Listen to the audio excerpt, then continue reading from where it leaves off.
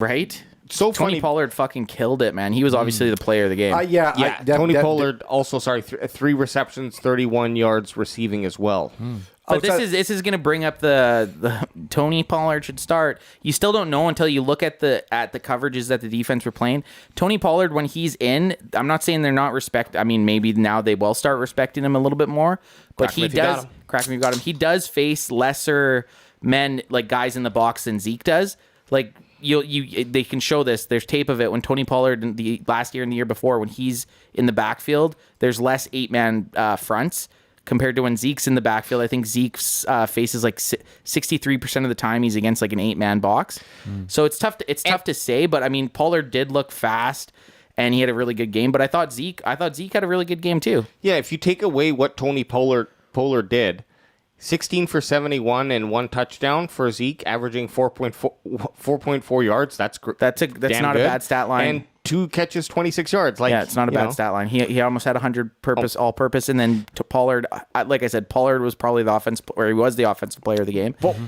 I mean, outside of like, let's say, I think because of the amount of attempts that Pollard had, obviously we're going to go that way. But if you look at CD 8-8. He made a lot out of the little that he actually was given in this game as well. CD had a great game. I thought he had I don't think in the passing game they were just consistent. No one really stood out. It wasn't like Amari Cooper last week with the 2 touchdowns and the 139 yards and 13 catches. It was just kind of like, this is the thing that people were saying, well, Dak can't sustain 58 passes a game, right? Well, he didn't. This week they went they went super balanced. They passed it 27 times and they ran it 31 times. And that's almost as balanced as you could fucking get, man. Exactly. And they even balanced out their rushing with their running back. So do you feel, was this just a game plan coincidence, or was it a retaliation from like maybe last week being called out? So last week they called 28 run plays.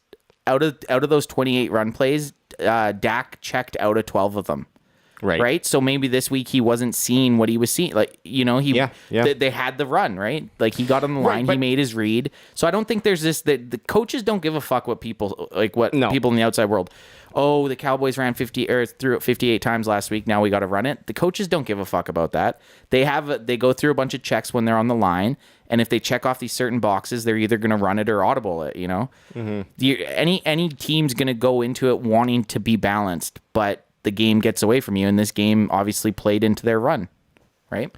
Well, I wouldn't be surprised if we see a game where both TP20 and Elliott get over 100 yards rushing. Oh, yeah, no. I mean, I wouldn't be surprised if that happened at all. The fantasy owner in me hopes that's the case, obviously, because I don't like the fact that TP20 is getting some of the bigger plays and the more yardage. Obviously, both of our boys, RB1 and RB2, got those TDs that they needed and they wanted.